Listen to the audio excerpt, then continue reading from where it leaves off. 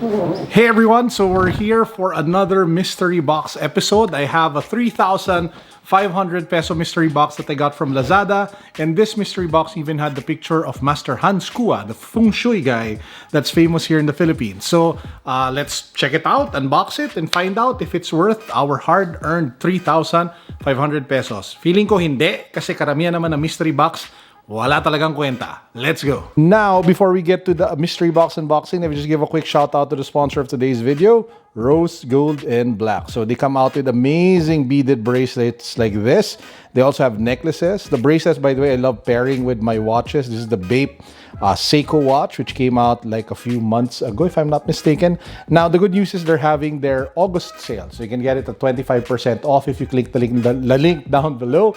And if you use the code MYSTERY, you get an additional 15% off. Now, they're also selling mystery boxes. You can actually subscribe and you get 2 items every month that's not available in their usual catalog. So guys, check them out. Rose Gold and Black. The link can be found down below. Okay, so nabuksan na natin. So let's take the items out one by one. I'm not too sure if this will all add up to 3,500. Pretty sure that it won't, but hey, might as well see. So first up, we have a hand crank dynamo flashlight and radio. What? It's not bad. I mean, it's useful. At least it's not useless, right? Next, we have a Tiger stainless steel bottle na 1 liter. Oh, di ba? Not bad at all. So maganda pa siya tingnan. Apparently, according to the price at the back from Homeworld sa SM, this is worth like 1,800 pesos. So doon pa lang kalahati na siya sa presyo ng ating mystery box. Obviously, nakuha nila to ng sale. But yeah, so that's a nice item. Now, the next item that we have is kilala kaya nila ako? Nagpadala sila na something for sneakers. So this is the Workaday Gel Insoles, built tough for work boots and shoes. And this one apparently sells for, I think, yeah, true value 595. So these 2 items alone, 595 plus 1.8, you're already at 2,300. That's actually not bad. And maybe if you priced it at this one, siguro at 300, kasi di ko alam kung magkano to. Siguro nasa ano na tayo, 2.6, mala 2.6. Malapit na tayo sa 3.5. This isn't turning out to be that much of a disappointment. But of course, I don't need any of the items. But yeah, at least it's still fun. So next, we have this. I have no idea what this is. So let's just pop it open. And this, oh, it's a belt from Calvin Klein. And obviously, it is fake because it just says over here that it is 440 pesos. And I have no idea if there are any Calvin Klein belts, CK belts that sell for 440. But hey, even if we take it at face value na nakalagay 440, that brings us up already to 3,000 pesos in terms of overall value ng laman ng mystery box na to. Medyo nakaka-excite na siya. Tapos doon, meron tayong face shield. O, di ba? Ni Bo Hui. Face shield. So this one you can actually use. Now, alam ko bentahan nito dapat less than 100, mga 50 pesos eh. Pero may nakita ako mga nagbebenta nito like 100 to 500 pesos. But sobrang naman yan. So let's put this I don't know, at like 50. So we're very close. Feeling ko lalagpas tayo ng 3.5. We definitely will go past 3.5 because there's still a lot of items in this mystery box, no? So we also have, what is this? I honestly have no idea what this is. It just says like a GG ball. Ewan ko kung ano yan. We have disposable plastic gloves. Oh, this is very helpful. Apparently, it's 1,000 pieces, 100 pieces swebo of disposable plastic gloves. Actually, this isn't that bad. I mean, I can actually use the water bottle. I can use this. I can use the face shield. Oh, pwede na. We have Skin Tan Cell Repair Lotion.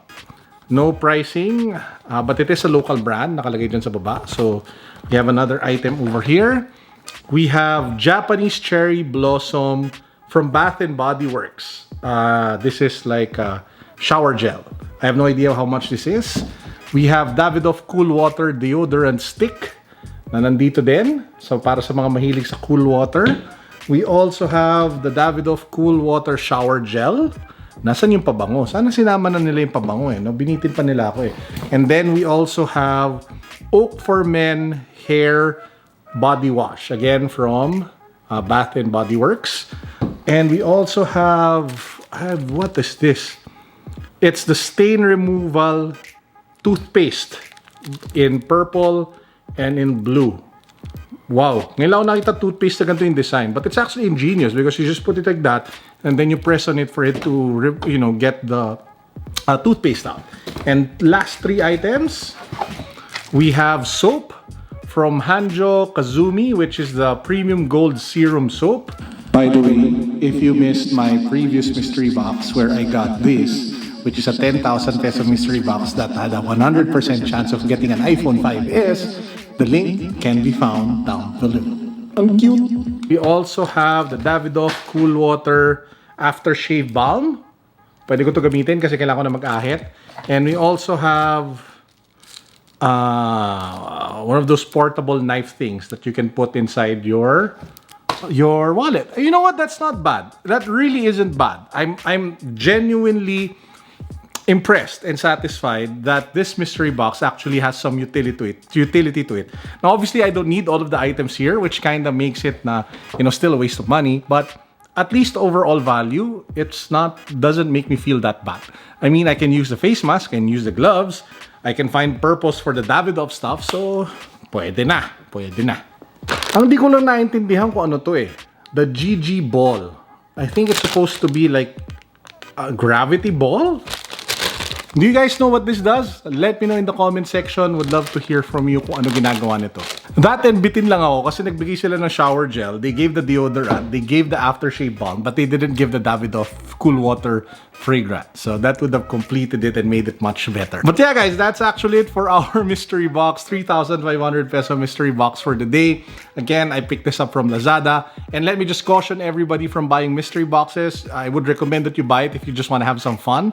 Or that if you are a content creator like me. For normal people, I strongly recommend that you guys don't buy mystery boxes because most of the time, the stuff that you get are stuff that you don't actually need. And it's more of a fun experience than it is a need experience. So hindi siya essential, pa-cute lang siya. So kung kailangan nyo ng pa-cute, kung gusto nyo mag-enjoy, bili kayo ng mystery box. Pero parang nagtatapon lang kayo ng pera, no? So, but for me, it's kind of cool content. It's fun to do in the channel. And nababawi naman yung pera through the ads on the YouTube channel. So it's more of like a content thing for me more than anything else. So with that said, this is Carlo signing out. I hope you guys enjoyed our video for today. I hope you're all safe. I hope you're all negative with COVID and positive with life. And as usual, peace, God bless. What's up?